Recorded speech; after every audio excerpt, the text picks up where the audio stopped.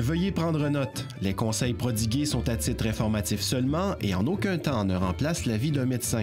Certaines plantes peuvent interagir avec la prise de médicaments. Assurez-vous de consulter un professionnel et de bien vous informer.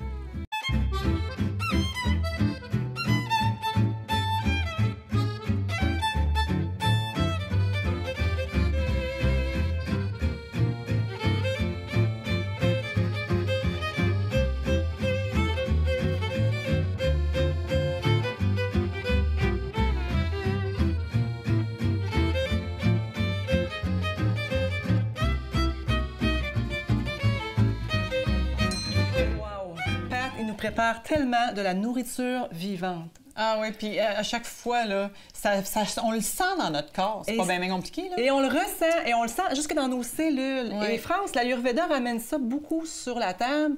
Qu'est-ce qu'on mange? Avec quoi on se nourrit? Qu'est-ce qu'il faut manger pour se nourrir et non se remplir, ce qu'on disait en début d'émission? Exactement. Alors oui, bien justement, dis-moi le donc, parce que c'est vrai qu'aujourd'hui, surtout quand on a des petites familles, on est pressé, on va manger sur le coin du comptoir ou on va se faire quelque chose de rapide, même congelé. Est-ce que là, on se remplit ou on se nourrit? Bien, c'est ça la question. En fait, nourriture qu'on prend par la bouche ou nourriture qu'on se met sur la peau ou nourriture avec nos relations, le prana. Nourriture avec nos idées et nos pensées. Hein? Ce qui nous passe dans les oreilles, qu'est-ce qu'on entend. De quoi on se nourrit intellectuellement. Oui, et toute la base de la santé selon l'Ayurveda, c'est première chose, on ramène ça à l'essence de qui on est vraiment.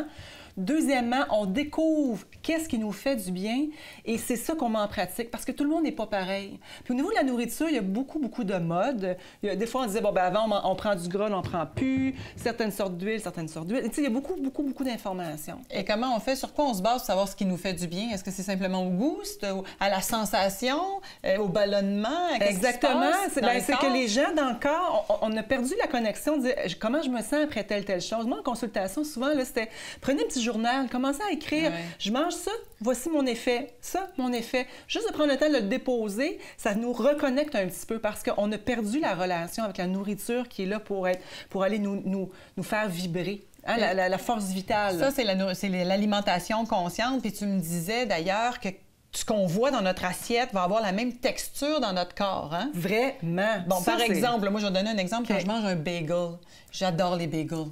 Mais qu'est-ce que tu veux, ça passe plus, on dirait. Ah non, ça devient trop lourd dans mon corps. Ouais. Est-ce que ça se peut qu'à un moment donné, on devienne, sans être intolérant nécessairement, parce qu'il y a beaucoup d'intolérance, d'allergie, ceci, cela, là, mais juste qu'à un moment donné, on se transforme et qu'il y a des choses qui passent plus. Qui passent plus parce que plus c'est transformé. Si c'est mou et collant et froid à l'extérieur, avec un bagel, c'est un bon exemple, mais c'est moelleux.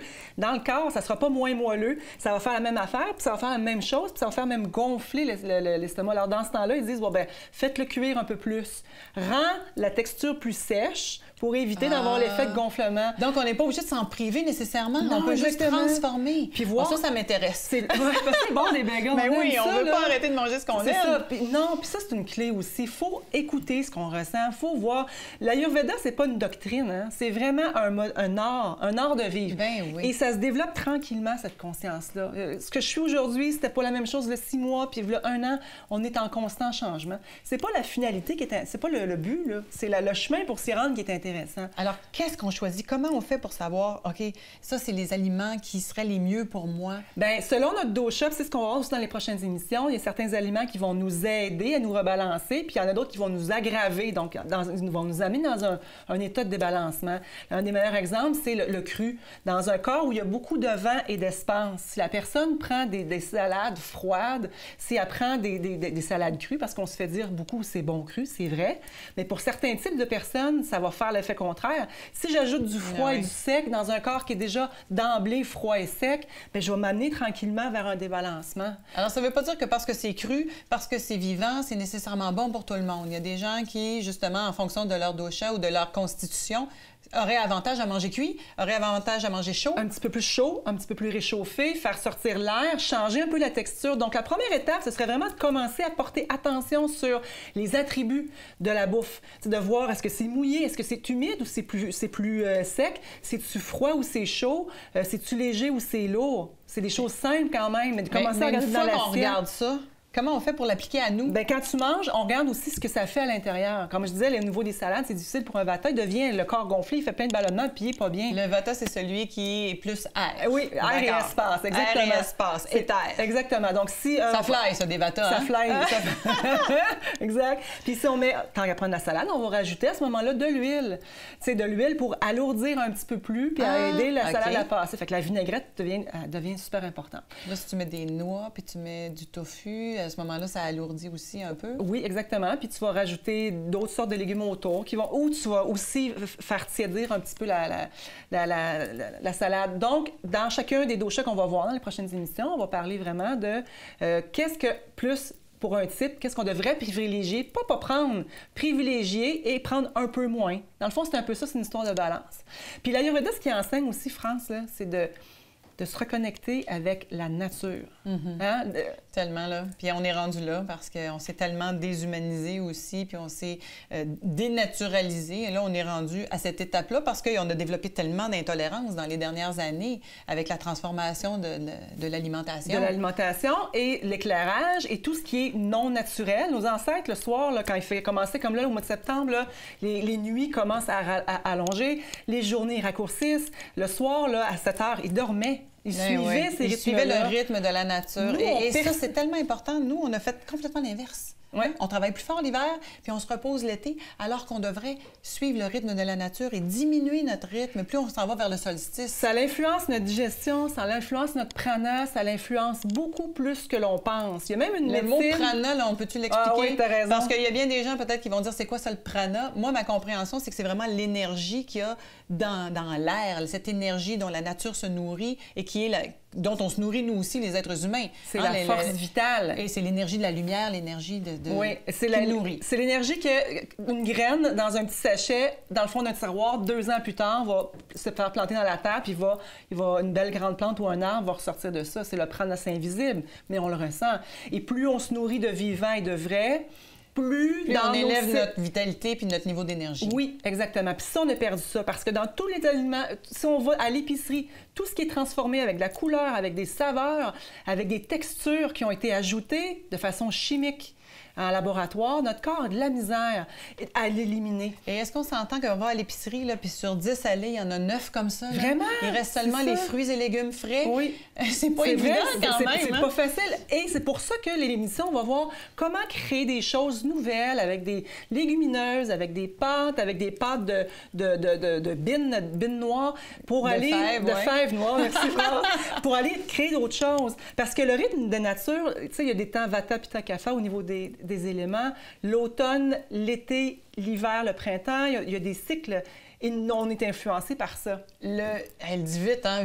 Vata, Pitta, Kapha. Alors, les 3 grands éléments. C'est ça. Par exemple, au printemps, la nature nous donne, au printemps, ce qu'on a besoin. Les premières petites pousses qui sortent, c'est pissenlit. Pissenlit, c'est un détox. Les asperges?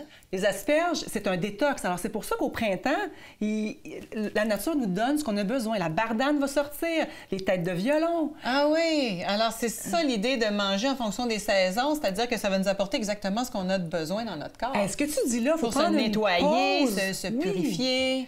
Parce qu'au printemps, après l'hiver, on a moins bougé, c'est comme rester pris, tout ça. Fait qu'il y a vraiment comme une détox. L'été, ça va être plus les fruits, les melons, tout ce qui est plus frais, parce que l'été, c'est le temps du feu, c'est plus chaud, donc la température est plus élevée. Alors la nature nous donne des fruits pour aller plus apaiser. Pour s'hydrater aussi beaucoup plus. Hein? On s'entend qu'il y a beaucoup d'eau dans les melons, beaucoup d'eau dans la laitue, beaucoup d'eau dans tout ce qu'on va manger de frais. Oui, et l'automne, donc c'est un temps où il y a plus de vent puis c'est plus sec. Ça va être plus le temps des courges, les légumes racines. Donc, et c'est le temps de s'enraciner, justement, parce qu'on s'en va vers l'hiver. On a vraiment besoin de cette densité-là à l'intérieur de nous. Exact. Là. Donc, on a perdu notre relation avec notre assiette. On a perdu le temps de ramener les récoltes au mois de septembre, puis de préparer en sachant qu'on fait la cigale. En tout cas, personnellement, on fait la cigale. On chante, on s'amuse l'été, puis on chante, tu sais. Toi aussi, François? C'est le fun quand même. C'est sûr. On fait plus de conserve. On prend plus les aliments Non, des c'est producteurs, vrai. puis on ne vrai. le fait plus. Fait que il y a ça aussi à ramener parce qu'on se fie sur le Chili, le Mexique ou tout ce qui est importé dans nos épiceries. La diversité qui est disponible dans l'épicerie, ça mélange parce que des poivrons maintenant, en hiver, sont disponibles.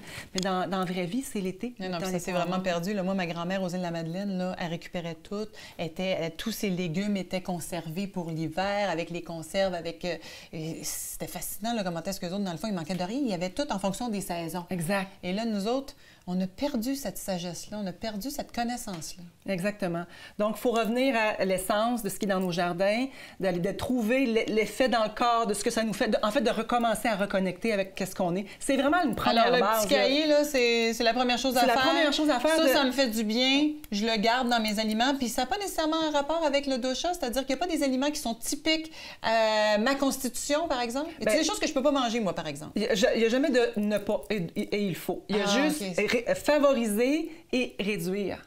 Okay? Donc, prendre en plus grande quantité de quand on se sent débalancé et réduire un petit peu plus de ça. Et ça, on va y revenir on y revient vraiment parce que en détail. Moi, vraiment, je veux comprendre oui, ça. Tout à fait. Si je peux vraiment amener mon alimentation à me nourrir plus, là, justement, pas me remplir sur le bord de la table, je pense que je vais avoir appris beaucoup pendant cette saison-ci. Absolument.